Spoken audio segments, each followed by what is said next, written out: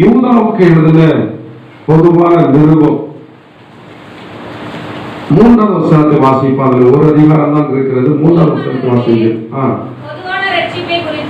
பிரியமானவர்களே, பொதுவான ரட்சிப்பை குறித்து உங்களுக்கு எழுதும்படி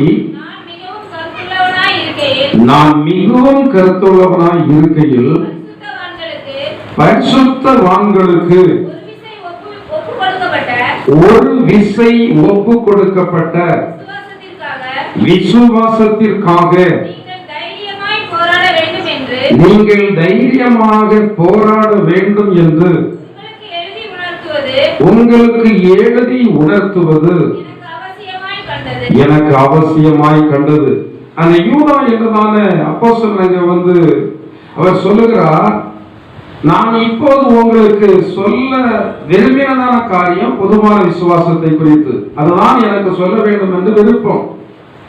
ஆனால் இப்போது என்னுடைய விருப்பத்தை நான் நிறைவேற்றாமல் உங்களுக்கு விசுவாசத்தினுடைய போராட்டத்தை குறித்து சொல்லுவது உங்களுக்கு இப்ப எப்படி இருக்கிறது, அவசியமாக இருக்கிறது. பொதுவாக சில ஜனங்களுக்கு ஜெபத்துல நன்மை கிடைக்காவிட்டால் அநேகர் பயன்படுத்துகிறதான வார்த்தை, உங்களுக்கு என்ன இல்லைன்னு சொல்லுவாங்க, உங்களுக்கு விசுவாசம் இல்லை, எனவேதான் உங்களுக்கு நன்மை நடக்கல. விசுவாசித்தவர்களுக்கு எல்லாம் நன்மை நடந்து விடுமா? பதில் சொல்லுங்க. நன்மை நடந்து விடுமா? கேள்வி கேட்கிறேன். விசுவாசித்தவர்களுக்கு எல்லாம் உடனே நன்மை நடந்து விடுமா? இல்லை. அந்த நன்மை நடக்காத காரணத்தினாலே திரும்பவும் அதே விசுவாசத்தில் நம்ம நிலைத்திருக்க வேண்டுமானால் அந்த விசுவாசத்திற்கு நம்ம என்னதான் செய்யணும்? போராடத்தான் செய்யணும். விசுவாசம் வந்த உடனே நமக்கு எல்லா காரியத்திலையும் நல்லது கிடைச்சிரும், செழிப்பு கிடைச்சிரும், எல்லா ஜனங்களும் நம்மகிட்ட ஐக்கியமா இருப்பாங்க, நமக்கு ஒரு குறைவே இருக்காது, பணத்தில் குறைவு இருக்காது, பொருள் குறைவு இருக்காது, நிம்மதி குறைவு இருக்காது, அப்படிலாம் இல்லை. விசுவாசம் ஒரு மனுஷனுடைய வாழ்க்கையில வரும்போது அந்த விசுவாசம் அநேக வேளைகளிலே சோதிக்கப்படுகிறது. அந்த சோதனை தான் நமக்கு அதிகமான போராட்டத்தை செய்து கொடுக்கிறது. மேலும் எத்தனையோ தேவனுடைய பிள்ளைகளுடைய வாழ்க்கை சரித்திரத்தை குறித்து எதற்காக எழுதப்பட்டிருக்கிறது? நாம பரலோகராஜ்யம் சென்றடைவதற்கு ஆண்டவராகிய இயேசு கிறிஸ்து சொல்லதான போதனை மட்டுமே நமக்கு போதும். மத்திய சுவிசேஷம் 5ஆம் அதிகாரம், 6ஆம் அதிகாரம், 7ஆம் அதிகாரம், மலை பிரசங்கம், அதுவே நமக்கு பரலோகம் போவதற்கு நமக்கு போதும். அவைகளை மட்டும் நமக்கு தந்திருந்தா ஒரு 2-3 பேப்பர் நம்ம ஜெராக்ஸ் எடுத்து வைத்துக்கொண்டு நம்ம அதை படித்துக்கொண்டே ஆண்டு சொல்லியிருக்கிறோம், இப்படி நடப்போம், போதும் அது. ஆனால் ஏன் இவ்வளவு பெரிய வேதாகமத்தை ஆண்டு நம்முடைய கரத்தில் தந்திருக்கிறார்? இந்த போதனைகளை நாம வாசித்து போதனைகள் தெரிந்திருந்தாலும் அநேக வேளைகளிலே விதமாகத்தான் நம்முடைய விசுவாசம் சோதிக்கப்படுகிறது.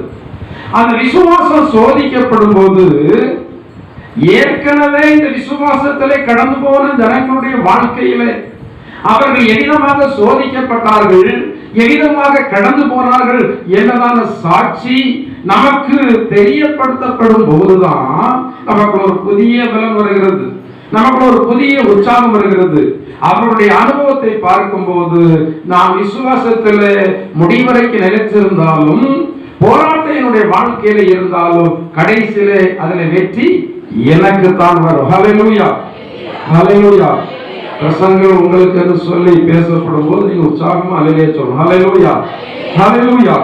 சகோதரன் சொன்னார் அல்லவா, அப்பதானே முதலாவது ஆண்டவருக்குள்ள காலடி எடுத்து வச்சேன். குடும்பத்தில் அவங்களுடைய சகோதர சகோதரிகளுக்கெல்லாம் முதலாவது பெண் குழந்தைகள் தான் அதிகமாக பிறந்திருந்தது. அப்ப ஆண் குழந்தை குடும்பத்தில் இருந்தால் நல்லாக இருக்கும் என்று நினைக்கிறதான ஒரு நேரம். ஆரம்பத்தில் ஆண்டவரை ஏற்றுக்கொண்டு ஒரு புதிய உற்சாகம் இருக்கத்தான் எல்லாருக்கும். ஆனா அநேகருக்கு அந்த உற்சாகம் நாளடைவில் என்ன செய்யணும்? குறைஞ்சிரும். ஆனா கூட அநேகருக்கு குறைஞ்சிரும். அப்போ ஆரம்பத்தில் ஒரு அம்மாவின் மூலமாக கர்த்தரை அறிந்து ஆண்டுக்குள் வழிநடத்தப்பட்டு கொண்டு இருக்கிறதான வேளையில விரும்பினபடி என்ன கிடைக்கும்? விரும்பினபடி ஒரு ஆண் குழந்தை, அழகான ஆண் குழந்தை கிடைக்கிறது. அந்த நேரத்தில் கிறிஸ்துவுக்காக அந்த குடும்பம் வைராக்கியமாக இருந்தபடினால நிறைய தாக்குதல்களை அவர்கள் அனுபவித்துக் கொண்டிருக்கிறார்கள். மனிதர்கள் மூலமாகவும் சாத்தான் மூலமாகவும் அநேக மந்திரவாத செயல் மூலமாக நிறைய தாக்குதல்களை அனுபவித்துக் கொண்டிருக்கிறார்கள். ஆனா அப்படி இருக்கிறதான வேளையில பெரியவருடைய வார்த்தையை கேட்டு ஆண்டவரை ஏற்றுக்கொண்டு சந்தோஷமாக இருக்கிற வேளையில சந்தோஷமான செய்தி, ஒரு ஆண் குழந்தை பிறந்தது என்று சொல்லி சந்தோஷத்தினுடைய இலைக்கு அளவே இல்லை. எத்தனை மாதம் தான் இருந்தது அந்த சந்தோஷம்? 3 மாதம் தான் இருந்தது. 3 மாதம் தான் இருந்தது. ஆண்டவர் என்ன செய்து கொண்டார் கவனிக்கிறீங்களா? ஆண்டவர் எப்படி இருக்கும்? எப்படி இருக்கும்? புதிதாக ஆண்டவருக்குள்ளே வந்ததான ஒரு நேரம் சந்தோஷம் அதிகமாக இருந்த வேளையில அது எடுபட்டு போகும்போது இடி விழுந்தது மாதிரி இருக்கும். ஆனா அந்த வேளையில கிறிஸ்துவிலே நிலைத்திருப்பது என்பதுதான் போராட்டமான ஒரு வாழ்க்கை. போராட்டமான ஒரு வாழ்க்கை. அந்த போராட்டமான வாழ்க்கையில நிலைத்திருக்க வேண்டுமான அங்கு வேதத்தில் சொல்லப்பட்டிருக்கிறது, நீங்கள் அதற்காக என்ன செய்ய வேண்டும்? போராட வேண்டும். அதற்காக நீங்கள் போராட வேண்டும். அந்த போராட்டத்தில் நிலைத்திருப்பது என்பது கஷ்டமான ஒரு காரியம்தான். சில வேளைகளில் கிறிஸ்தவ வாழ்க்கையிலே சூறாவளி அடித்தது போல எல்லாம் அடிக்கும். நம்ம என்ன ஜெபித்தாலும் சூறாவளி அடிக்கும். நம்ம என்ன விசுவாசித்தாலும் சூறாவளி அடிக்கும். நம்ம என்ன ஆண்டவருக்காக வாழ்ந்தாலும் சூறாவளி அடிக்கும். ஆனால் அந்த சூறாவளியில ஆண்டவர் இருக்கிறார் என்பதை மட்டும் ஆண்டவர் தெளிவுபடுத்தி கொண்டே இருப்பார். ஆண்டவரை பார்க்கிறதான ஜனங்களுக்கு, மற்றவர்களுக்கு அது தெரியாது. ஆனா அப்படிப்பட்டதான வேளையிலே கிறிஸ்துவிலே நிலைத்திருப்பது என்பது ரொம்ப ஒரு கடினமான ஒரு வாழ்க்கை தான். கிடைத்தது இழந்து போய்விட்டது. அந்த நேரத்திலையும் கர்த்தர் விசுவாசத்தை பலப்படுத்தினார். இந்த பக்தன் யோபு இந்த விசுவாசத்திற்காக போராடும் போது அவர் சொன்னதான ஒரு வார்த்தை என்னவென்றால், அவர் என்னை கொன்று போட்டாலும் நான் அவர் மேல், அவர் சொன்னாரு, உங்களால் சொல்ல முடியுமா? அவர் என்னை, கிறிஸ்துவ வாழ்க்கை என்பதுதான். அவர் அந்த வார்த்தையை சொன்னதற்காக ஆண்டவர் என்ன யோபுவை கொண்டாவிட்டார். அவர் சொன்னதான வார்த்தை, அவர் என்னை கொன்று போட்டாலும் பரவாயில்லைன்னு சொன்னார். ஏனென்றால் அவருக்கு இருக்கிறது அந்த ஜீவன் மட்டும்தான் இருக்கிறது, நிச்சயம் எல்லாம் போயிட்டு.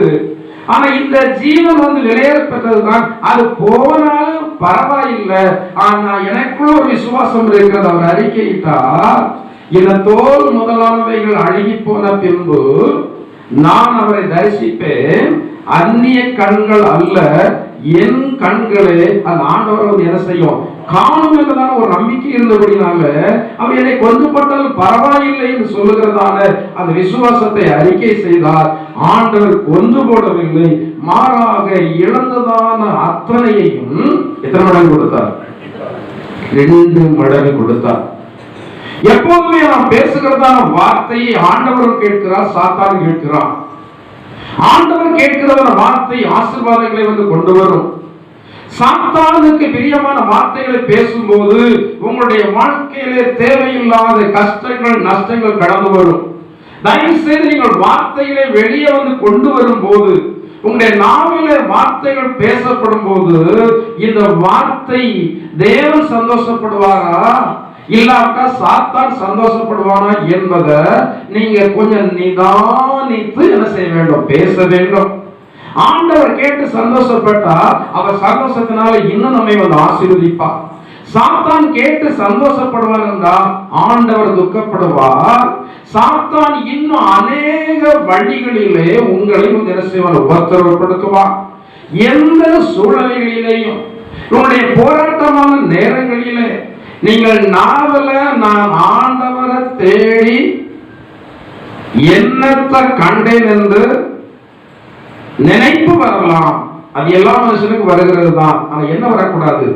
வார்த்தை வரக்கூடாது. ஆண்டவர் மட்டும் உங்களை நினைக்காது இருந்தால் நீங்கள் இன்றைக்கு ஜீவனோடு இருக்கவே மாட்டீர்கள். ஒரு சிறிய காரியம் முதலாய் நம்மால் செய்யவே முடியாது. சிறிய காரியம் முதலாய் நம்மால் செய்யவே முடியாது. ஆனா மிகப்பெரியதான ஆண்டவர் நாம் அநேக காரியங்களை செய்வதற்கு நமக்கு என்ன செய்திருக்கிறார்? உதவி செய்திருக்கிறார். நாம் நம்முடைய ஜீவனை பாதுகாக்கப்பட முடியாதவர்களாக இருக்கிறோம். மனிதர்களுக்கு எவ்வளவு பாதுகாப்பு இருந்தாலும் வேதத்தில் சொல்லி இருக்கிறது அல்லவா, கர்த்தர் நகரத்தை காவலாகில் காவலாளர் விழித்திருப்பது. எத்தனையோ அதிகாரத்தை உடையதான அரசியல் தலைவர்களாக இருக்கிறாங்க. அவர்கள் தங்களுக்கு பாதுகாப்பு படை ஒன்று வைத்திருக்கிறாங்க. அவர்கள் வைத்திருக்கிறதான பாதுகாப்பு படையில் இருக்கிறதான மனிதர்கள் எல்லாருமே மனிதர்கள் தான். நாசியில் சுவாசம் உள்ளவர்கள் தான். நாசியில சுவாசம் உள்ளவர்கள் என்றால் என்ன அர்த்தம் தெரியுமா? என்னால் ஒன்று செய்ய முடியாது என்றுதான் வந்த அர்த்தம். நம்மால் ஒன்றுமே செய்ய முடியாது. நாம செய்வதற்கு ஆண்டவர் ஒத்தாசை செய்தால், காரிய சித்தி ஆண்டவர் வாக்கிய செய்தால் நம்மால் செய்ய முடியும். இல்லாவிட்டால் நம்மால் ஒன்றுமே செய்ய முடியாது. ஆனால் ஆண்டவர் அவருடைய பெரிய கிருபையினாலே நம்மை என்ன செய்திருக்கிறார்? பாதுகாத்து இருக்கிறார். ஒவ்வொருவரும் தங்களுடைய பாதுகாப்பிற்காக எவ்வளவோ சிரத்தை எடுக்கிறாங்க. தங்களுடைய பாதுகாப்பிற்காக தங்களுடைய சரீரத்தை பேணுவதற்காக எத்தனையோ ஆயிரம் செலவு பண்ணுகிறார்கள். தாங்கள் பாதுகாப்பாக இருக்க வேண்டும் என்பதற்காக பல கோடி ரூபாய் பெருமானமான வாகனத்தை பயன்படுத்துறாங்க. எத்தனை கோடி ரூபாய் வாகனத்தை பயன்படுத்தினாலும் அந்த வாகனத்தை தயார் பண்ணுகிறதான கம்பெனி எவ்வளவு கேரண்டி கொடுத்தாலும் ஜீவனுக்கு கேரண்டி எங்கதான் இருக்கு? கத்திரத்தில் தான் இருக்கிறோம். அநேக செய்திகளை கேள்விப்படுகிறோம். எத்தனையோ அதிகமான பாதுகாப்பை உடையதான வாகனத்தில் போகிறவர்கள் எல்லாம் திடீர் என்று சொல்லி எரிச்சுட்டு போகிறார்கள், மறித்து போகிறார்கள் விபத்துல. ஆண்டவனாய் இயேசு கிறிஸ்து நம்மை என்ன செய்கிறார்? பாதுகாத்து இருக்கிறார். ஆனால் ஆண்டவனை பாதுகாத்துக் கொண்டிருந்தால் அநேக நன்மைகள் நமக்கு செய்தாலும் விசுவாச வாழ்க்கை என்பது அது போராட்டமான வாழ்க்கை தான். அந்த விசுவாசத்திற்காக நீங்கள் தைரியமாக போராட வேண்டும். அந்த போராட்டமான நேரத்தில் நாம் அறிக்கை செய்ய வேண்டியதான ஒரே வார்த்தை, என்னை பலப்படுத்துகிற கிறிஸ்துவினால எல்லாவற்றையும் செய்ய எனக்கு பலன் உண்டு. ஆண்டவர் என்னோடு கூட இருக்கிறார். ஒன்றும் முடியாத சூழ்நிலையிலும் கூட தாவீது கர்த்தருக்குள் தன் இருதயத்தை எனப்படுத்திக் கொண்டான். எத்தனையோ தேவனுடைய சரித்திரம் எழுதப்பட்டிருந்தாலும் தாவீதை போல சங்கடங்களை அதிகமாக அனுபவித்ததான மனுஷன் இல்ல. எனவே தான் பழைய ஏற்பாட்டுல அதிகமான பக்கங்கள் யாருக்கு கொடுக்கப்பட்டிருக்கிறது? தாவீதுக்கு. சங்கீத புத்தகம் நிறைய பக்கங்கள். புதிய ஏற்பாட்டுல பவுலுக்கு நிறைய பக்கங்கள். இந்த ரெண்டு பேரும் வேதாகமத்துல மிக முக்கியமானவங்க. புதிய ஏற்பாட்டு காலத்துல ஆண்டவருக்காக அதிகமாக பாடுபட்டவன் பவுல். பழைய ஏற்பாட்டு காலத்துல கர்த்தருடைய நாமத்தின் நிமித்தமாக அதிகமாக பாடுபட்டதான மனிதன் யாரு? தாவீது. எனவே தான் தாவீதுடைய சங்கீதங்களை நாம் வாசித்து பார்க்கும் போது நமக்கு புதிய பலன் கிடைக்கிறது. நெருக்கமான வேளையில புதிய பலன் கிடைக்கிறது. ஜனங்கள் எல்லாம் நம்மை அவமானப்படுத்துகிற வேளையில புதிய பலன் கிடைக்கிறது. எவ்விதமாக இந்த தாவீது அப்படிப்பட்ட சூழ்நிலைகள் எல்லாம் கடந்து போனாரோ அந்த சாட்சி நமக்கு ஆலோசனை தருகிறதாக இருக்கிறது. வேதத்தில் அவர் சொல்கிறார், உமது சாட்சிகள் என் ஆலோசனை காரணமாய் இருக்கிறது. வேதத்தில் சொல்லப்படுகிற சாட்சிகள் நமக்கு அனைவரையும் ஆலோசனை கொடுக்கிறது. மனிதனுடைய ஆலோசனைகள் எல்லாம் விருதாவாக போகிறது. ஆனால் தேவனுடைய சத்திய வார்த்தை மூலமாக வருகிறதான சாட்சி நம்மை ஆத்மீகத்தில் என்னுடைய செய்கிறது? பலனுடைய செய்கிறது. எதிரமாக அந்த யோபு அந்த கடைசி நேரத்தில் தன்னுடைய ஜீவன் மட்டும் இருக்கிறதான வேளையிலையும் ஆண்டவர் மேல் நம்பிக்கை உள்ளவனாக இருந்தானோ, ஆண்டவருடைய அந்த செயல்கள் நடைபெறுகிறதான வேளையில பொறுமையாக இருந்தானோ, அந்த பொறுமையெல்லாம் யார் பார்க்கிறார்? ஒன்று நினைத்துக் கொள்ளுங்கள், உங்களுக்கு வருகிறதான எந்த நெருக்கமா இருந்தாலும் சரி, எந்த துன்பமா இருந்தாலும் சரி, ஆண்டவர் அறியாம ஒன்றுமே உங்களுடைய வாழ்க்கையில் என்ன செய்வதில்லை. இதை நீங்க அறிக்கை செய்ய வேண்டும். அப்போதான் சாத்தான் வெட்கப்படுவான். மனிதர்கள் ஒருவேளை உங்களை நெருக்கலாம், மனிதர்கள் ஒருவேளை உங்களுக்கு அவமானத்தை தரலாம். ஆனால் எந்த சூழ்நிலையிலே வந்தாலும் அவை எல்லாம் யாருக்கு தெரியும்? ஆண்டவருக்கு தெரியும். ஒருவேளை பழைய ஏற்பாட்டு காலத்துல இஸ்ரவேல் ஜனங்கள் கடந்து போகும்போது பார்வோன் அவருடைய சேனைகளோ, நாங்கள் இஸ்ரவேல் ஜனங்களை அழிப்போம், நாங்கள் அவர்களை கொள்ளையாடுவோம், நாங்கள் அவர்களை மேற்கொள்வோம் என்று சொல்லி அவர்கள் சொன்னார்களோ, அதே போல இன்றைக்கு சில மனிதர்கள் நமக்கு விரோதமாக சொல்லலாம், அப்படி செய்வேன் இப்படி செய்வேன் என்று சொல்லி அநேக விதமான காரியங்களை சொல்லலாம். ஆனால் வேதத்தில் சொல்லப்பட்டிருக்கிறது, ஒரு மனுஷனுக்கு பரத்தில் இருந்து அதிகாரம் கொடுக்கப்படாவிட்டால் அவனால் எந்த ஒரு காரியத்தையுமே செய்ய முடியாது. எந்த ஒரு காரியத்தையுமே செய்ய முடியாது. பார்வோனால் இஸ்ரவேல் ஜனங்களை அழிக்க முடியவில்லை. ஏனென்றால் ஆண்டவருடைய பலத்த கரத்தோடு அவர்கள் கடந்து போனார்கள். கர்த்தருடைய பலத்த கரம் அவர்களோடு கூட. உங்களோடு கர்த்தருடைய பலத்த கரம் இருக்கிறதா? இருக்கா இல்லையா? ஹல்லேலூயா, ஹல்லேலூயா, ஹல்லேலூயா. பையன் முகம் எப்படி இருக்கு? முகம் எப்படி இருக்கிறது? கொஞ்சம் என்ன பண்ணணும்?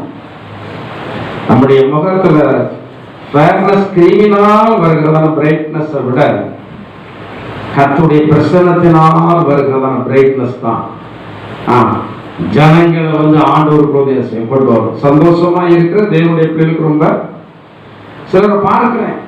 நீங்க அப்படியே ஒரு மாதிரி எரிச்சல் பட்டு இருந்து மற்றவர்களை குறித்து விரோதமாக நீங்க நினைத்து நினைத்து முகத்தை அப்படியே வச்சு நல்ல வட்டமா இருந்ததான முகம்லாம் ஒல்லியா நீண்டு போச்சு. சிலருக்கு பைபிள் சொல்லப்பட்டிருக்கிறது சந்தோஷமாயிருங்கள், சந்தோஷமாயிருங்கள் என்று. ஏன் மறுபடியும் சொல்லணும்? ஏன்னா அது முக்கியம். தேவனுடைய பிள்ளைகளுக்கு முக்கியம். ஆண்டவரை தேடுகிறோம் என்று சொல்லி சொல்றவர்களுக்கு அது முக்கியம். எங்கள் ஆண்டவர் உலகத்தினுடைய ராஜா என்று சொல்கிறவர்களுக்கு அது முக்கியம். எங்கள் ஆண்டவராகி இயேசு கிறிஸ்து எல்லாரையும் ஆண்டு கொண்டிருக்கிறார் என்று சொல்கிறவர்களுக்கு அது முக்கியம். ஆனால் நாம் அநேக வேளைகளிலே நாம் சேவிக்கிறதான ஆண்டவருடைய செயல்பாடுகள், அவருடைய தன்மை எல்லாவற்றையும் மறந்து விட்டபடினாலதான் நம்ம சின்ன சின்ன பிரச்சனைகளையும் பெருசாக நினைச்சு தலைமையில சுமந்து கொண்டிருக்கிறோம். அப்போ தேவனுடைய பிள்ளைகளாகி நம்முடைய வாழ்க்கையில விசுவாசத்துல போராட்டம் வருகிறது. நாம் விசுவாசத்தை அறிக்கை செய்வதற்காக நீ இப்படிதான் அறிக்கை செய்த, அப்படிதான் நடக்கும் என்று சொல்லி ஆண்டவர் சொல்லல. அவர் கொண்டு போட்டாலும் என்று சொல்லி சொன்னார். ஆண்டவரை கொண்டு போடவில்லை. எத்தனை ஆசீர்வாதம்? இரண்டத்தனையான ஆசீர்வாதம். அவர் முதலாவது ஆண் குழந்தையை இழந்தார். ஆனா அதற்கு அப்புறமாக 2 பெண் குழந்தை. நிறைய பேர் நினைச்சிருப்பாங்க, அநேக நினைச்சிருப்பாங்க, இல்ல இந்த குழந்தை கிடைக்காது, ஆண் குழந்தை கிடைக்காது. ஆனா ஜெயித்து விட்டு என்னுடைய மனைவி சொன்னாங்க, ஆண் பிள்ளை கிடைக்கும். அந்த ஆண் பிள்ளைக்கு என்ன பேர் வைக்கணும்? மோசஸ், அப்படிதானே? மோசஸ் என்னதான பெயரை வைக்க வேண்டும் என்று சொல்லி என்னுடைய மனைவி ஜெபித்து விட்டு சொன்னாங்க. கர்த்தர் ஒரு ஆண்குல பையனை கொடுத்தார். அந்த பையனை காத்து இன்றைக்கு ஒரு வாலிபனாக ஆண்டவர் வளர செய்து ஆண்டவருக்காகவும் பயன்படுத்தக்கத விதத்துல அங்கே சபையில அதாவது இசைக்கருவி, அதாவது ட்ரம் பேண்ட் வாசிக்கக்கூடிய அளவுக்கு ஆண்டவர் இன்றைக்கு ஊழியத்தில் அவனை என்ன செய்கிறார்? பயன்படுத்தி வருகிறார். மோசே விதமாக ஊழியத்திலே பயனடைந்தாரோ அதே போல ஆண்டவர் கொடுத்ததால் அந்த பிள்ளையை ஆசீர்வதித்து ஆண்டவர் ஊழியத்திலே பயன்படுத்தி வருகிறார். சில வேளைகளிலே ஆண்டவர் சில இழப்புகளை கொடுத்தாலும் அதை அனுமதித்தாலும் அந்த இழப்பை நாம் ஆண்டுடைய நாமத்தின் நிமித்தமாக ஏற்றுக்கொள்ளும் போது அந்த இழப்பு நமக்கு மிகப்பெரிய ஆசீர்வாதமாக மாறும்.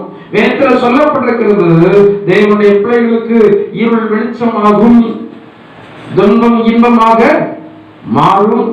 ஜனங்கள் செய்கிறதான தீமை என்ன செய்யும்? சில வேளைகளில் நம்முடைய உயர்வுக்கு காரணமே ஜனங்கள் நமக்கு செய்கிறதான தீமைதான். யோசேப்புடைய வாழ்க்கையில அவருடைய சகோதரர்கள் நன்மை என்று சொல்லி அவங்க செய்யவே இல்லை. 100% அவங்க நினைச்சாங்க அது என்னது? தீமை நினைச்சாங்க. அந்த யோசேப்பு அதை ஏற்றுக்கொண்டார். கவனிக்கிறீங்களா? பாக்ஸ் போதாதுன்னு நினைக்கிறேன். நம்ம ஒரு பெரிய பாக்ஸ் வாங்கிடும். ஏன்னா என்ன வருது? ஏன்னா என்ன வருது? தூக்கம் எந்த நேரத்தில்? எல்லாம் நீங்க வேலை செய்யக்கூடியவங்க, ஆபீஸுக்கு ஏசியிலும் தூங்கிட்டு வரவங்க இல்லை. ஏற்கனவே இந்த நேரத்தில் நீங்க மற்ற நாளா இருந்து என்ன செய்வீங்க? வேலை செய்வீங்க. ஆனா சாத்தாங்க உங்களை சாத்தா உங்களுங்க இங்க நீங்க தூங்காம இருந்தா வயதானதற்கு பிறகு சரியான நேரத்தில் உங்களுக்கு என்ன வரும்? எத்தனை பேர் வயசான நேரத்தில் தூக்கமே வரவில்லைன்னு சொல்லி சொல்றாங்க தெரியுமா? நீங்க இப்ப யார கரெக்டா தேடணும், கரெக்டா ஆண்டவர் தேடணும். தூக்கம் வந்ததுன்னா குறைஞ்சபட்சம் தூக்கத்தை மேற்கொள்வதற்காக நீங்க பிரயாசப்படுவாங்க. அழகா அமைதியை அப்படியே உட்காந்து தூக்கணும். நீங்க தூக்கத்தை மேற்கொள்வது கஷ்டப்படுறது ஆண்டவருக்கு தெரிஞ்சா ஆண்டவர் உங்களுக்கு அந்த தூக்கத்துல ஒரு விடுதலைய வரும்போதே தூங்கக்கூடியவங்க வரும்போதே வீட்டுல ஜெபம், ஆண்டவரே நான் இன்றைக்கு என்ன செய்யக்கூடாது? தூங்கக்கூடாது ஆண்டவர். நான் இன்றைக்கு தூங்காம இருந்தா அடுத்தவங்க சாட்சி சொல்லுவேன் ஆண்டவர்.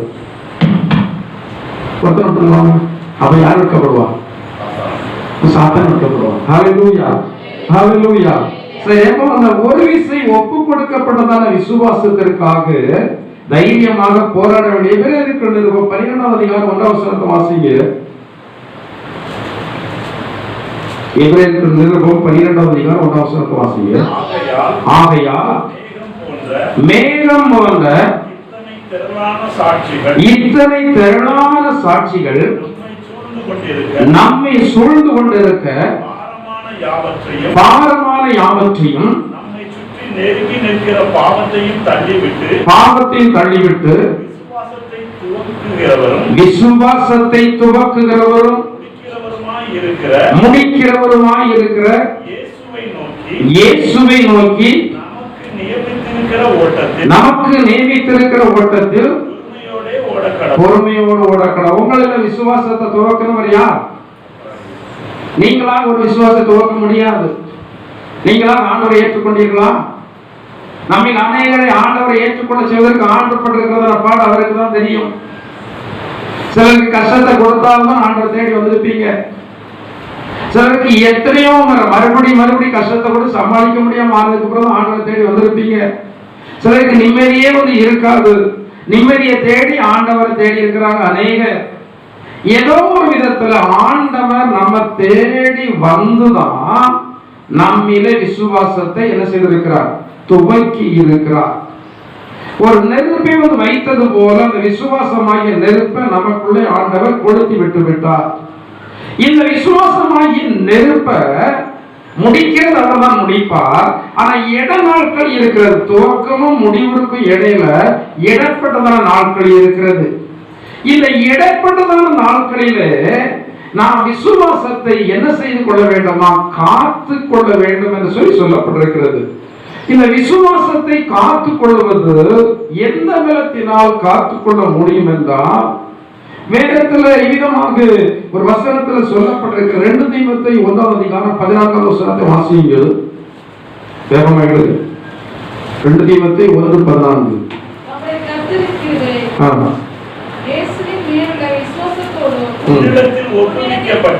உன்னிடத்தில் ஒப்புவிக்கப்பட்ட அந்த நல்ல பொருளை நமக்கு உள்ளே வாசம் பண்ணுகிற பரிசுத்த ஆவியினாலே காத்துக்கொள். விசுவாசத்தை காத்துக்கொள்வதற்கு மிக முக்கியம் பரிசுத்த ஆவியானவர் தான். ஆத்மீக பலன் பரிசுத்த ஆவியினாலே தான் வருகிறது. இன்னைக்கு அநேக ஜனங்கள் ஆண்டவரை ஏற்றுக்கொண்டிருக்கிறாங்க, ஆண்டவரை துதிக்கிறாங்க, மகிமைப்படுத்துறாங்க, ஆலயத்துக்கெல்லாம் போறாங்க. ஆனால் ஆத்மீகத்துல என்ன இல்லை? பலன் இல்லை.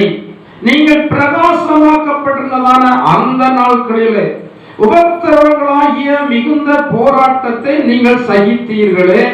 கிறிஸ்தவ வாழ்க்கை என்பது விசுவாச வாழ்க்கை தான். நீங்கள் என்னதான் விசுவாச வாழ்க்கையில இருந்தாலும் இந்த போராட்டங்கள் அநேக வேளைகளிலே நம்மை வெகுவாக கிறிஸ்துவை விட்டு வெளியே தள்ளுவதற்கு என்ன செய்கிறது? முயற்சி செய்யத்தான் செய்கிறது. இது அனுபவத்தை கடந்து வந்ததான தேவனுடைய பிள்ளைகளுக்கு தெரியும்.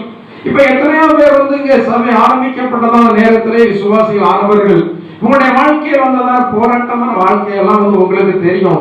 நீங்கள் அதையெல்லாம் கடந்து வர உதவி செய்வது எதற்காக? நீங்கள் அதை அழிந்து போகவில்லை, அதை கடந்து வந்திருக்கிறீர்கள். எதற்காக? அது சாட்சியாக. இந்த சாட்சியை நீங்கள் உள்ளே அடைத்து வைத்துக் கொண்டிருக்கிறீர்கள். வேதத்திலே சொல்லப்பட்டிருக்கிறது, கர்த்தருடைய வார்த்தைகள் என்னுடைய எலும்புக்குள் அடைப்பட்டு இருந்து அது எரிகிற கொள்ளியை போல என்னை கொளுத்தி கொண்டிருக்கிறது என்று சொல்லி அங்கே ஒரு தேவனுடைய மனுஷன் சொல்லுகிறார். இந்த சாட்சிகள் உங்களுக்குள்ளே இருக்குமானா இந்த சாட்சியை நீங்கள் மற்றவர்களுக்கு நீங்கள் என்ன செய்ய வேண்டும்? சொல்ல வேண்டும். இது அப்போஸ்தலனாகிய பவுல் ஒரு இடத்துல சொல்கிறார், எந்த உபத்திரவத்திலும் அகப்படுகிறவர்களுக்கு நீங்கள் ஆறுதல் செய்ய திராணி உள்ளவர்களாகும்படி கர்த்தரே உங்களுக்கு உபத்திரவங்களில் என்ன செய்திருக்கிறார்? ஆறுதல் செய்திருக்கிறார். ஆண்டவர் நம்ம மேல உள்ளதான வெறுப்பினாலே நம்மளை சில போராட்டத்தின் வழியாக நடத்தவில்லை. கிறிஸ்தவ வாழ்க்கை நாள் ஆக ஆக அநேகருக்கு ஒரு பயனுள்ள வாழ்க்கையாக மாற வேண்டும். எந்த அளவுக்கு போராட்டத்தை நீங்கள் சந்தித்திருக்கிறீர்களோ அந்த அளவுக்கு உங்களிலே விசுவாசத்துடைய பலம். ஹல்லேலூயா, ஹல்லேலூயா. இந்த நாட்களிலே பனை அதிகமாக ஜனங்கள் பயன்படுத்துறது இல்லை, ஏன்னா பனை மரம் அதிகமா இல்லை. ஆனா அந்த நாட்களே பனை மரத்தை வந்து அதிகமாக வீட்டுக்கு வேலைக்கெல்லாம் வந்து என்ன செய்வாங்க, அதிகமாக வந்து பயன்படுத்துவாங்க. ஆனா அந்த நேரத்தில் நான் சிறுவனாக இருக்கும்போது அதிகமாக பயன்படுத்துவாங்க. ஆனா அநேக விவரம் உள்ளதான பெரியவர்கள் ஒரு வார்த்தையை சொல்லுவாங்க, இந்த குளத்தங்கரை இந்த மாதிரி காற்று அதிகமாக அடிக்கிறதான இடத்துல இருக்கிற மரத்தை பார்த்து வாங்குங்க அப்படின்னு சொல்லுவாங்க. அது சிறிதாக இருந்தாலும் அது முழுவதுமே வைரமாக இருக்கும். ஏனென்றால் இது அதிக காற்றுனால அசையப்படும் போது அது தனக்குள்ளாகவே இயற்கையின்படி ஒரு பலத்தை என்ன செய்து கொள்கிறது, உருவாக்கி கொள்கிறது. அதே போல வேதத்துல சொல்லப்பட்டிருக்கிறது அல்லவா, நீதிமான் பனையை போல வந்து செழித்து வளருவான். நான் அடிக்கடி உங்களுக்கு சொல்லி இருக்க ரெண்டு விதமான செழிப்பு இருக்கிறது. ஒன்று பனையுடைய செழிப்பு, இன்னொன்று புல்லினுடைய செழிப்பு. சங்கீதத்தில் ஒரே அதிகாரத்தில் இந்த ரெண்டு செழிப்பை குறித்து சொல்லப்பட்டிருக்கிறது. நீதிமான் தான் பனையை போல செழித்திருப்பான், ஆனால் துன்மார்க்கன் புல்லை போல செழித்திருப்பான் என்று சொல்லப்பட்டிருக்கிறது. புல்லினுடைய செழிப்பை குறித்து வேதத்தில் சொல்லப்பட்டிருக்கிறது அல்லவா, இன்றைக்கு இருந்து நாளைக்கு அடிப்படையே போடப்படுகிறது. ஆனால் பனை வந்து அப்படி அல்ல, அது அஸ்திவாரம் உள்ளதான ஒரு பலம் உள்ளது, அது ஒரு வைரம் உள்ளது. அவ்வளவு லகுவாக அதை யாரும் அழித்து விட முடியாது. எந்த அளவுக்கு உங்களுடைய வாழ்க்கையிலே போராட்டங்கள் அதிகமாக வந்திருக்கிறதோ அந்த அளவுக்கு உங்களுக்கு விசுவாசத்திலே தைரியமும் இருக்கும், விசுவாசத்திலே பலமும் இருக்கும். வேதத்தில் அப்போஸ்தலனாகிய பவுலை குறித்து பார்க்கிறோம். அவன் நல்ல ஒரு தேவனுடைய மனுஷன் தான். அவன் ஆண்டவரை வந்து அறியாமல் இருக்கும் போது, இயேசுவை அறியாமல் இருக்கும் போதும் அவனுக்கு வைராக்கியம் இருந்தது. அவனுக்கு இருந்த வைராக்கியம் என்ன வைராக்கியம், அவன் இருந்த யூத மதத்தை குறித்து வைராக்கியம் இருந்தது, அவன் இருந்த யூத ஜாதியை குறித்து வைராக்கியம் இருந்தது. அப்ப அவனுக்கு பிரச்சனையே இல்லை. அந்த வைராக்கியமா இருக்கும் போது அவனுக்கு மதிப்பு கூட இருந்தது. அவன் நல்லவன் பெயர் எடுத்திருந்தான். ஆனால் இவன் என்றைக்கு ஆண்டவராகிய இயேசு கிறிஸ்துவை ஏற்றுக்கொண்டானோ அன்றைக்கு அவனுக்கு என்ன ஆரம்பிக்கிறது, உபத்திரவங்கள் வந்து ஆரம்பிக்கிறது. ஒரு காலத்தில் இவன் மற்றவர்களை உபத்திரவப்படுத்தினான். ஆனா இன்றைக்கு நிலைமை நேரே மாறி இவனுக்கு உபத்திரவங்கள் மேல மேல வந்து கொண்டிருக்கிறது. ஆனால் இவனால் கிறிஸ்துவிலே அந்த உபத்திரவத்திலே நிலைத்திருக்க முடிந்ததற்கான காரணம் என்னவென்றால் அந்த பரிசுத்த ஆவியானவருடைய சக்தி அவனுக்குள்ள நிரம்ப இருந்தது. உங்களுக்கு இப்ப ஆண்டவருக்குள்ள நிலைத்திருப்பதற்கு தேவை பணம் அல்ல, பொருள் அல்ல, உங்களுக்கு தேவை பரிசுத்த ஆவியானவருடைய அபிஷேகம் தான்.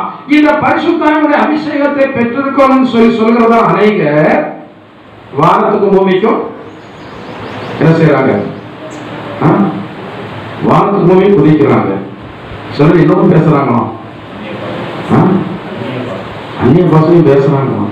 ஆனா அநேக பேசுகிறதா அந்நிய பாஷை என்ன வார்த்தை, அந்நிய பாஷையில் கெட்ட வார்த்தை பேசுறாங்க. ஒரு சம்பவம், ஒரு சபை, அந்த சபையில வந்து ஒரு ஸ்பெஷல் மீட்டிங், வெளியே இருந்து ஒரு பாஸ்டர் வந்து அழைத்து இருக்காங்க. அவர் பிரசங்கம் பண்ணி கொண்டிருக்கிறார். எல்லாம் அமைதியா இருக்காங்க. பிரசங்கத்தில் நடந்துட்டு இருக்கும் போது சில ஆவிகள் வந்து தன்னை ஒரு பெருசா காட்டும். ஏன்னா தேவனுடைய ஆவி வந்து அது கட்டுப்பட்டதுதான். நாம் கட்டுப்படுத்தினா என்ன செய்யறோம், நாம கட்டுப்பட்டுறோம். ஆனா சில ஆவி இருக்கிறது என்ன செய்யறது, அது யாருக்குமே அடங்காது, கட்டுப்படாது. பிரசங்கம் நடந்து கொண்டு இருக்கு, இவருடைய பிரசங்கத்துக்கு இடையூறா என்ன பேசுது, பிரசங்க நேரத்துல பிரசங்கத்துக்கு இடையூறா என்ன பேசுது, அந்நிய பாஷை பேசுது. எல்லாருடைய சிந்தையும் அங்க பார்க்க திரும்புது. அந்த ஊழியக்காரரோ அந்நிய பாஷையை வியாக்கியானம் பண்ணுகிறதா வரத்தை ஏற்கனவே பெற்றவர். இந்த ஊழியக்காரர் ஒன்று ரெண்டு நேரம் பார்த்தார், வேற வழியே இல்லை. இது மறுபடியும் கெட்ட வார்த்தையில யாரும் பேசிட்டு இருக்கு, ஆண்டவர். கெட்ட வார்த்தையில் ஆண்டவர் பேசிட்டு, ஆண்டவர் சபித்துக் கொண்டிருக்கிறது ஏதோ ஒரு லாங்குவேஜ்ல. நிறுத்து உன்னுடைய அந்நிய பாஷைன்னு சொன்னார். அங்க இருக்க பாஸ்டருக்கு வந்து விடவெடுத்து போன, ஏற்கனவே சபையை நடத்தி கொண்டிருக்கிற பாஸ். ஏன்னா அந்த அம்மா இல்லைன்னா இந்த சபையை வந்து களை கட்டாது. அவங்க இருந்தாலும் சபையை களை கட்டும். அப்ப சபையை களை கட்டுறதுன்னா அந்த சபையை ஏதோ ஆளுகை செய்து கொண்டிருக்கிறது. சாத்தான் அந்த ஆள் மூலமாக அந்த சபையை ஆளுகை செய்து கொண்டிருக்கிறான். அப்ப முடிஞ்ச உடனே இந்த பாஸ்டருக்கு வருத்தம் ஆயிடுச்சு. இவங்க மூலமா தான் அந்த சபை இவ்வளவு உற்சாகமா நடந்து கொண்டிருக்கிறது. இந்த பாஸ்டர் வந்து இப்படி டக்குன்னு ஸ்டாப் பண்ணிட்டாரு, அவங்க வருத்தப்பட்டிருப்பாங்க. என்ன நடக்க போதோ தெரியவில்லையே என்று சொல்லி அந்த ஊழியக்காரர் நினைத்துக் கொண்டிருக்கிறதான வேளையில இந்த ஊழியக்காரருக்கு தெரிஞ்சிச்சு, பாஸ் நம்மளை கூப்பிட்டதை பாஸ் வந்து என்ன செய்யறாரு, வருத்தப்படுறாருன்னு தெரிஞ்சிச்சு. முடிஞ்சவனே சொன்னார், என்னைக்கு இந்த நபரை நீங்க வெளியேற்றுகிறீர்களோ அன்னைக்கு உங்க சபையில் ஒரு பெரிய மாற்றம் வரும். இந்த சபையை சாத்தான் ஆளுகை செய்கிறபடினாலே இனிமேல் இந்த சபையில எந்த ஆத்மாவை கொண்டு வந்தாலும் அந்த சபையிலான ஆத்மாக்கள் எல்லார் பேரிலையும் இந்த பொல்லாத ஆவியினுடைய அந்த காரியங்கள் தான் அது எதாகிக் கொண்டிருக்கும். நாளுக்கு நாள் அது பரவி கொண்டு இருக்குமே ஒழிய கர்த்தருடைய ஆவியானவர் அங்கே செயல்பட முடியாமல் இருக்கிறது. அந்த நபர் பேசுன அந்நிய பாசைக்கு அர்த்தம் என்ன தெரியுமா? என் வாயில இது உச்சரிக்க முடியாது, ஆண்டவரை குறித்து என்ன பேசுது? கெட்ட வார்த்தை பேசு. லூசிபருடைய பொல்லாத ஆவி. இந்த லூசிபருடைய பொல்லாத ஆவி கிடக்கிறது. ஆனா சபையில கவர்ச்சி அந்த ஆவிதான். ஆனா வெளியே தெரியவில்லை, ஜனங்களுக்கு தெரியவில்லை. பரிசுத்த ஆவியினுடைய அபிஷேகம் என்பது வெறுமையாக அந்நிய பாசையை பேசுவதற்கு மட்டுமல்ல. ஒருவேளை நீங்கள் அந்நிய பாசையை பேசுறவர்களாக இருக்கலாம், ஆனால் பரிசுத்த ஆவியினுடைய அபிஷேகம் உங்களுக்குள் இருக்கிறது. பரிசுத்த ஆவி என்பது அந்நிய பாசையினுடைய அடையாளம் அல்ல. அந்நிய பாசை என்பதை வேறு விதமான ஆவிகளும் பேச முடியும். அதை நீங்கள் உணர்ந்து கொள்ள வேண்டும். அநேகர் பேசுறது அந்நிய பாசையை நான் ஸ்டாப் பண்ணி இருக்கிறேன். ஏனென்றால் அது கர்த்தருடைய ஆவியினால் பேசவில்லை, அது சாத்தானுடைய ஆவியினால் பேசுகிறது. நீங்கள் அந்நிய பாசை ஒருவரை பேசாவிட்டாலும் பரவாயில்லை, அந்த பரிசுத்த ஆவியுடைய அபிஷேகம் உங்களுக்கு நிரம்ப இருந்தால்தான் நீங்க அந்த பரிசுத்த ஆவியினால எதை காத்துக்கொள்ள முடியும்? விசுவாசத்தை காத்துக்கொள்ள முடியும். சில நபர்கள் படுகிறதான வேதனையில் அவர்கள் கர்த்தரில் நிலைத்திருப்பதை குறித்து ரொம்ப ஆச்சரியமாக இருக்கும். ரொம்ப சிம்பிளா வந்து பேசிட்டு போயிருவாங்க. அவர்கள் பட்டுக் கொண்டிருக்கிறதான வேதனை அவ்வளவு பெரிய வேதனையாக இருந்தாலும் நம்ம பரிதாபப்பட்ட சில வேலைகளை பேசுவோம். பாவம்னு சொல்லிட்டு அவங்க ஒரே வார்த்தையில சொல்லிடுவாங்க, ஆண்டவருக்கு தெரியாம ஒண்ணுமே எல்லாம் ஆண்டவருக்கு தெரிந்தா நடக்கிறது என்று சொல்லி சாதாரண பேசிட்டு போயிடுவாங்க. அவர்கள் அப்படி விதமாக பேசுவதற்கான காரணம் என்ன தெரியுமா? பரிசுத்த ஆவியினுடைய வல்லம் அவர்களுக்குள்ளாக நிரம்ப இருக்கிறது. உங்களுக்குள்ள அந்த பரிசுத்த ஆவியினுடைய அபிஷேகம் இருக்கும் போதுதான் அந்த பரிசுத்த ஆவியினாலே நீங்கள் பெற்றிருக்கிற ஆண்டவர் உங்களுக்குள்ளாக ஆரம்பித்திருக்கிறதான அந்த விசுவாசமாகிய அந்த ஜுவாலையை அணைய விடாமல் உங்களால் பாதுகாக்க முடியும். விசுவாசம் என்பது ஒரு நெருப்பு என்பதை மறந்து போய்விடக் கூடாது. விசுவாசம் உங்களுக்குள் வல்லமையாக செயல்படும் போது அதை குறித்ததான வார்த்தைகள் எடுத்துக்கொண்டது சமயம் இல்லை. வருகிறதான வார்த்தை அதை குறித்து நான் வந்து உங்களுக்கு கொஞ்சம் விசாலமாக வந்து சொல்லுகிறேன். இந்த அக்கினி, விசுவாசமாகிய அக்கினி ஏற்கனவே உலகத்திலே எரிகிறதான அக்கினியை விட பன்மடங்கு வல்லமையானது. எனவேதான் சாத்ராக், மேஷாக், ஆபேத்நேகோ என்பவர்களை போடப்படுவதற்கு கொடுக்கப்பட்டதான 7 மடங்கு அக்கினியை காட்டிலும் அவர்களுக்கு உள்ள இருந்த பரிசுத்த ஆவி வல்லமையாக இருந்தபடினால்தான் இந்த அக்கினி அந்த அக்கினியை சாப்பிட்டு விட்டது. அந்த அக்கினினால் கர்த்தருடைய மனுஷனாகிய இந்த அனனியா, மீஷாவேல், அசரியா, எந்த பேரை சொல்லணும்? நமக்கு அதிகமாக கேள்விப்பட்ட பேர் என்ன பேர் தான்? ஆனா நான் உங்களுக்கு இப்ப சொன்னது அனனியா, மீஷாவேல், அசரியா. ஏன் சொன்னேன்? இதுதான், இந்த பேர் தான் அவருக்கு ஏற்கனவே உள்ள பேர். மற்ற பேர் வந்து பாபிலோனிய பேர். அது பாபிலோனிய பேர். நல்ல பேரை பாபிலோன் ராஜா சரியில்லாத பேரை என்ன செய்தான்? மாற்றிட்டான். ஆனா இன்னைக்கு அதிகமாக நமக்கு வாயில் வருகிறதான பேரு சாத்ராக், மேஷாக், ஆபேத்நேகோ வருகிறது. அது பாபிலோனிய மார்க்கத்தினுடைய அது ஒரு தெய்வங்களுடைய பேர். ஆனா இவர்களுக்கு வைக்கப்படுகிற பேர் அனனியா, மீஷாவேல், அசரியா என்னதான பேரு.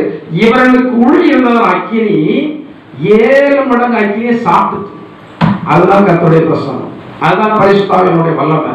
என்ன போராட்டம் இருக்கட்டும், என்ன பிரச்சனை இருக்கட்டும், அவ்வளவு போராட்டத்தை எல்லாவற்றையும் இந்த அக்கினி வந்து எரிச்சு ஒண்ணுமில்லாமல் ஆக்கிவிடும். அதற்குத்தான் பரிசுத்த ஆவி உங்களுக்குள்ளாக கொடுக்கப்பட்டிருக்கிறார். கொஞ்ச நேரம் பரவசமாகிவிட்டு திரும்ப அங்க போன உடனே இங்க வந்தா தலை, அங்க வந்தா வாலு, இங்க வந்தா தலை, அங்க வந்தா வாலு, மாறி மாறி காட்டுகிறதான வேஷமான வாழ்க்கை உங்களுக்குள் இருக்கிறது என்றால் உண்மையிலேயே உங்களுக்குள்ளே பரிசுத்த ஆவி இல்லை.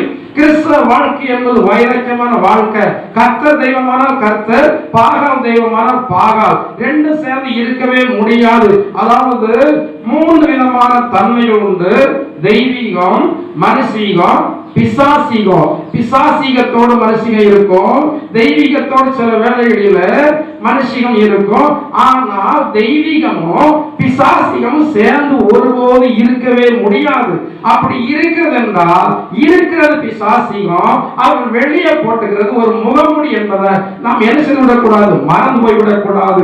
வேறும் சொல்லி இருக்கிறது அல்லவா, அவர்களுடைய கனிகளினாலே அவர்களை அறிவீர்கள். பிசாசீகத்தில் இருக்கிறதான ஜனங்களை நீங்கள் ஆவிக்குரிய ஜீவியத்தில் பரிசுத்தருடைய அபிஷேகத்தில் பலம் இல்லாதவர்கள் அவர்களிடம் நீங்கள் கடந்து போவீர்கள் என்றால் அவர்களுக்கு உள் இருக்கிறதான ஆவி உங்களை வந்து வீழ்ச்சி அடைய செய்யும் என்பதை மறந்து போய்விடக் கூடாது.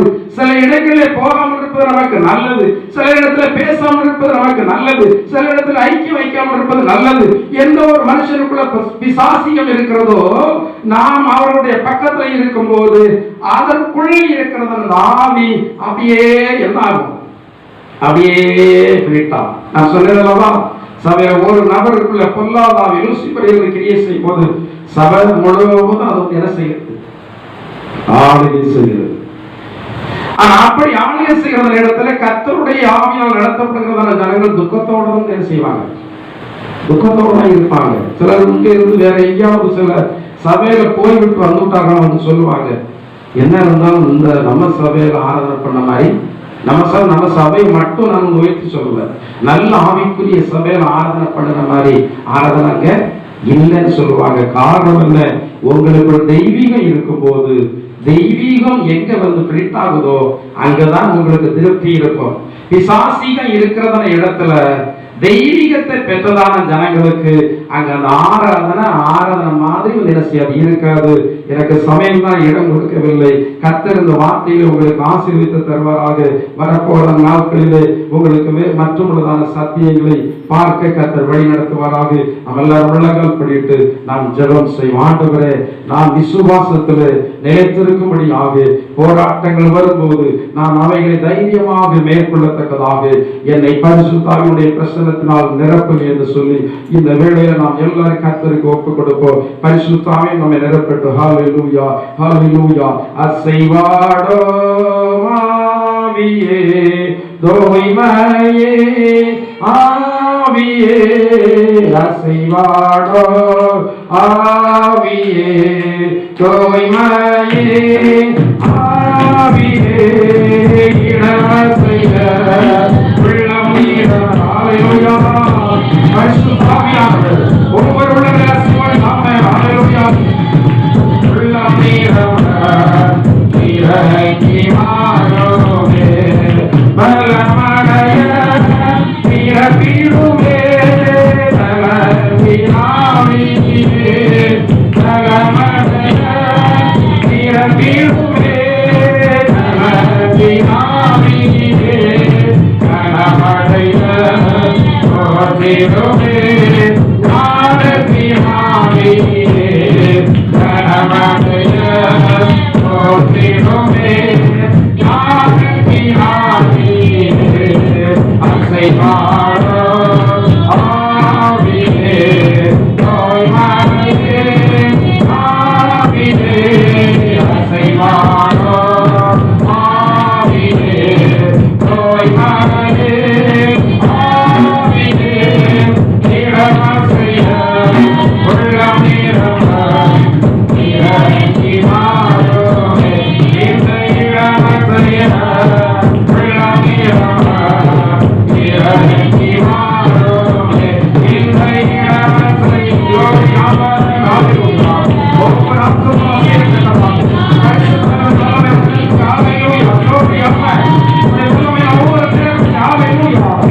பரிசுத்தாவியுடைய அபிஷேகத்துடைய உள்ளத்தோடு நிரப்பப்படுவது. ஹalleluya. விசுவாசத்திலே அப்படியே கிடைத்திருக்கிற போராடி எழுந்திருக்கிறார். பரிசுத்தாவியுடைய நிரப்பை. ஹalleluya.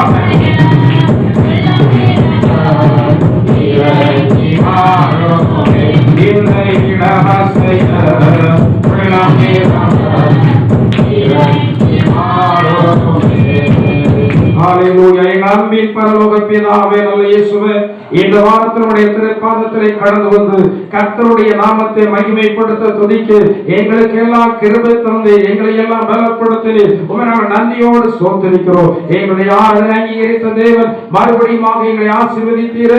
உம்மை நாங்கள் நன்றியோடு ஸ்தோத்திரிக்கிறோம். ஆண்டவரே, எங்களுக்குள் விசுவாசத்தை துவைக்கிறதான தேவன் எங்கள் ஆண்டவராகிய இயேசு கிறிஸ்து தான். ஆண்டவரே, கிறிஸ்துவனுடைய நாள் பரியந்தோ அந்த விசுவாசத்தை நாங்கள் காத்துக் கொள்ளத்தக்கதாக பரிசுத்த ஆவியானவருடைய பலன் எங்களுக்கு தேவையா இருக்குன்னு சொல்லி கர்த்தருடைய வார்த்தை மூலமாக நாங்கள் கேட்டோம். ஆண்டவரே, எனவே பரிசுத்தாய் பெறாதவர்கள் பரிசுத்தாவினுடைய பலத்தினால் விசுவாசத்திலே போராடு.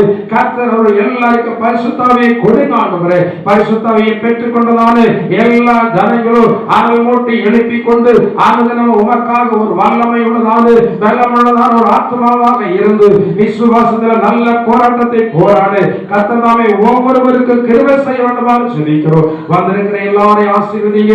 வராத ஜனங்களை ஆசீர்வதிங்க. வரும் நாட்களை அழைத்து வாருங்க. ஆண்டவரே, இந்த வாரம் முழுவதும் எங்கள் ஒவ்வொருவருக்கும் ஆசீர்வதிக்கப்பட்ட வாரமாக காணப்படுவதாக. கொடிய வியாதிகளுக்கு எங்கள் எல்லாரையும் விலக்கி கர்த்தர் காத்துக் கொள்ளுங்க.